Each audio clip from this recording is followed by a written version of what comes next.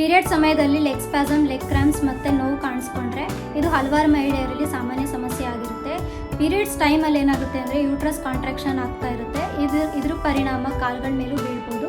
ಅದರಿಂದ ಈ ಸಮಸ್ಯೆ ಕಾಣಿಸ್ಕೊಳ್ಬೋದು. ಕೆಲವರಲ್ಲಿ ಮೆಗ್ನೀಷಿಯಂ, ಕ್ಯಾಲ್ಶಿಯಂ ಮತ್ತು ಐರನ್ ಕಡಿಮೆ ಇದ್ರೂ ಕೂಡ ಮಸಲ್ ಕ್ರಾಂಪ್ಸ್ ಕೂಡ ಕಾಣಿಸ್ಕೋಬಹುದು. ಸಾಮಾನ್ಯ ಲಕ್ಷಣಗಳೇನೆಂದರೆ ಕಾಲುಗಳು ಹಿಡ್ದಂತಾಗಿ ವಿಪರೀತ ನೋವು ಕಾಣಿಸ್ಕೊಳ್ತಿರುತ್ತೆ.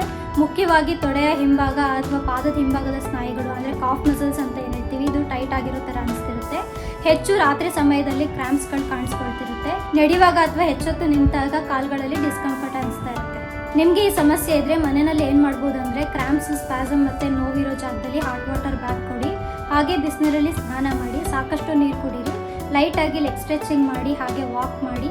ಮೆಗ್ನೀಷಿಯಂ, ಕ್ಯಾಲ್ಶಿಯಂ ಮತ್ತು ಐರನ್ ರಿಚ್ ಇರುವಂಥ ಆಹಾರಗಳನ್ನ ಸೇವಿಸೋದ್ರಿಂದ ಮಸಲ್ ರಿಲ್ಯಾಕ್ಸೇಷನ್ಗೆ ಹೆಲ್ಪ್ ಆಗುತ್ತೆ. ಹಾಗೆ ಮನೆಯಲ್ಲಿನೇ ಬೆಳ್ಳದ ಜೊತೆ ಹೇಳ್ತೀನಿ ಅರಿಶಿಣದ ಹಾಲು ಕುಡೀರಿ. ಜೀರಿಗೆ ನೀರು ಕುಡಿಯೋದ್ರಿಂದ ನೋವು, ಸ್ಪ್ಯಾಸಮ್ ಮತ್ತು ಕ್ರಾಂಪ್ಸ್ ಕಡಿಮೆ ಮಾಡಲಿಕ್ಕೆ ಹೆಲ್ಪ್ ಆಗುತ್ತೆ. ಇದಕ್ಕೆ ಆಯುರ್ವೇದದಲ್ಲಿ ಕೆಲವು ಔಷಧಿಗಳನ್ನ ಕೊಡಲಾಗುತ್ತೆ. ದಶಮೂಲ ಕಷಾಯ, ಇದನ್ನು 15ರಿಂದ 20 ml ಕಷಾಯನ ತಗೊಂಡು ಅಷ್ಟೇ ಪ್ರಮಾಣದ ಬೆಚ್ಚಗಿನ ನೀರಲ್ಲಿ ಮಿಕ್ಸ್ ಮಾಡಿ ಊಟ ಆದಮೇಲೆ ದಿನಕ್ಕೆ 2 ಟೈಮ್ ತಗೊಳ್ಬೋದು. ಹಿಂಗ್ವಾಷ್ಟಕ ಚೂರ್ಣ, ಇದು 1/4 ಚಮಚದಿಂದ ಅರ್ಧ ಚಮಚ ಉಗುರು ಬೆಚ್ಚಗಿನ ನೀರು ಜೊತೆ ಅಥವಾ ತುಪ್ಪದ ಜೊತೆ ಊಟ ಆದಮೇಲೆ 1ರಿಂದ 2 ಬಾರಿ ದಿನಕ್ಕೆ ತಗೊಳ್ಬೋದು. ಎಳ್ಳೆಣ್ಣೆ ಅಥವಾ ಮಹಾನಾರಾಯಣ ತೈಲನ ಸ್ವಲ್ಪ ಬೆಚ್ಚಗೆ ಮಾಡಿಕೊಂಡು ಹೊಟ್ಟೆ ಕೆಳಭಾಗಕ್ಕೆ ಮತ್ತು ಕಾಲುಗಳಿಗೆ ನಿಧಾನವಾಗಿ ಮಸಾಜ್ ಮಾಡಿ. ಸಿವಿಯರ್ ಕ್ರಾಂಪ್ಸು, ನಮ್ನೆಸ್ಸು, ಸ್ವೆಲ್ಲಿಂಗು ಹಾಗೆ ಹೆವಿ ಬ್ಲೀಡಿಂಗ್ ಇದ್ದರೆ ಒಂದ್ಸಲ ಡಾಕ್ಟರ್ನ ಕನ್ಸಲ್ಟ್ ಮಾಡೋದು ಒಳ್ಳೆಯದು.